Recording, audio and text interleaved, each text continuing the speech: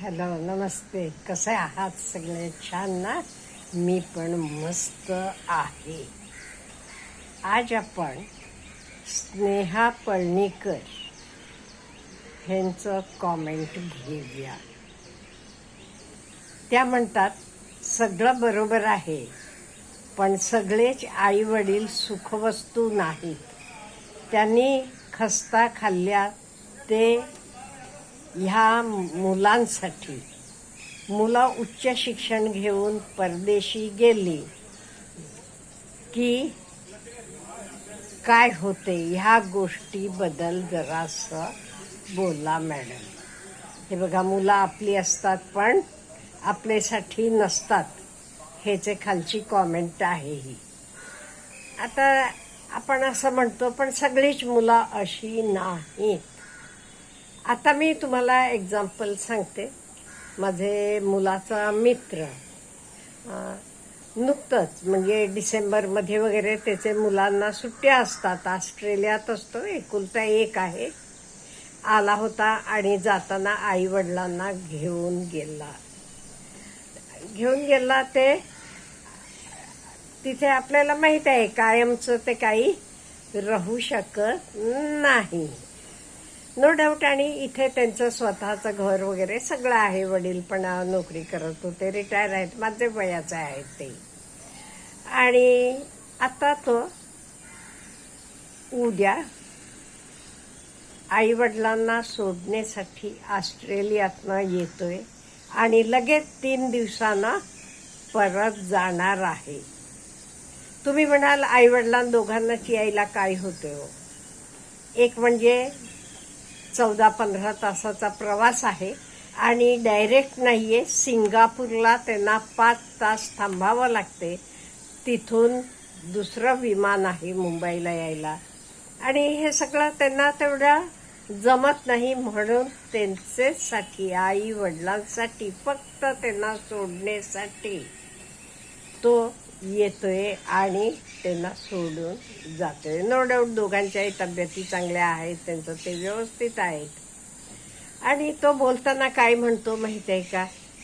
तो काकू म्हणतो, मला तिथे मिळायचे निम्म 50% पगार इथे मिळालं तरी मी जाणार नाही तिकडे. माझी मजबुरीच आहे म्हणतो, त्यामुळे मला जावं लागते. त्यामुळे आपण दोन्ही बाजूनं जरासं समजून घ्यायला पाहिजे. तुम्ही म्हणालात, हो, आई वडील पण खूप कष्ट करतात, मुलांना मोठं करतात का त्यांचं चांगलं व्हावं म्हणून. आणि तुम्ही म्हणता तसं काही मुलं नंतर आई वडिलांकडे न बघणारी पण आहेत, असतात नव्हे, आहेत. आणि पण अशी पण आहेत. आता हे मुलाला तो आजही म्हणतो, मला तिथले निम्म पगार इथे 50% मिळालं तरी मी इथेच राहीन, मी ऑस्ट्रेलियाला जाणार नाही. गेले 10-12 वर्षापासून तो ऑस्ट्रेलियात आहे. आणि तेवढ्यासाठी आई वडिलांना फक्त सोडून जाण्यासाठी तो येतोय. का त्याला वाटते सिंगापूरला परत चेंज करायचं, 5 तास, हे सगळं त्यांना जमणार नाही किंवा त्यांना त्रास व्हायला नको म्हणून तो येऊन जातोय. म्हणजे काळजी नाही असं नाहीये, मुलांना पण काळजी आहे. पण तो म्हणतो तसं काही मुलांची मजबुरी पण आहे. त्यांना इथे तेवढे पगाराच्या नोकऱ्या नाही मिळत. आणि संसार म्हटल्यावर पैसा हा गरजेचा आहे.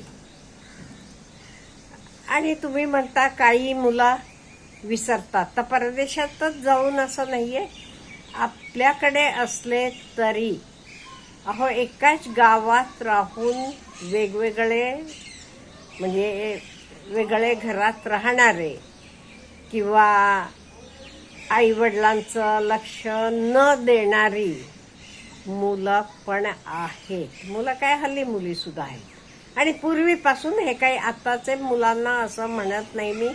माझे पिढीतले असतील, माझे पिढीचे आधीचे पिढीतले सुद्धा लोक असे आहे का? त्यांना वाटते नको करायला, पैसा खर्च होतो, कष्ट लागतात, म्हातारे माणसांचं करणार कोण असं वाटते.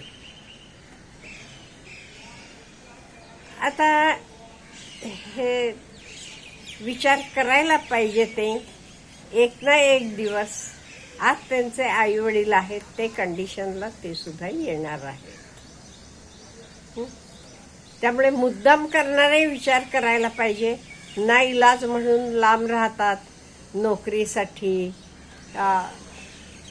नो डाऊट अशा वेळी कितीतरी मुलं त्या वेळेला येतात, किंवा आई वडील कोणाला एकाला दवाखान्यात ॲडमिट केलेलं असते, अशा वेळेला आलटून पालटून मुलं येतात, करतात. अशी मुलं पण आहेत. आणि बरेच वेळेला काय होते माहिती आहे का, तिथली परिस्थिती वेगळी, त्यांना सुट्ट्या मिळत नाहीत, किंवा त्यांचा संसार तर हे चालू झाल्यावर ते तिथे रमतात. आणि कित्येक वेळेला आई वडिलांना पण नो डाऊट बरेच कंट्रीजमध्ये कायमचा राहायचा विसा मिळत नाही. गेलो तरी आपण 5 महिने राहू शकतो, मग परत आपले गावाला यायला लागते. फॅमिलीमध्ये तिकडचे आई वडील नाही येत. फॅमिली म्हणजे तिथे बायको मुलं एवढेच येते. आई वडिलांना सुद्धा, किंवा जिथे शक्य आहे तिथे सुद्धा आई वडिलांना सुद्धा तिथे जाऊन राहणं हे पसंत पडत नाही. कित्येक वेळेला ते काय करतात, नाही बाबा इथे आम्हाला नाही होत. आपल्याकडे कसं आपण आजूबाजूला जातो, बोलतो, गप्पा मारतो, असं आहे. तशी कंडिशन तिथे नसते. त्यामुळे त्यांना नको वाटते आणि कुठेही आपल्याला ॲडजस्टमेंट करावं लागते. आता माझं एक्झाम्पल घ्या.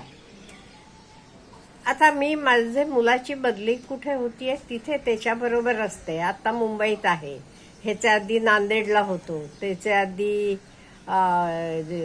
कुठे परांडाला होतो, त्याच्या आधी कोल्हापूरला होतो. असं जिल्हा बदलतो त्यांचा 3 वर्षानं. मग मी असं म्हणून चालेल का मला वेळ नाही लागत, माझं मी गावाला माझे घरातच मिरजेला राहते? नाही, त्यालाही काळजी वाटते.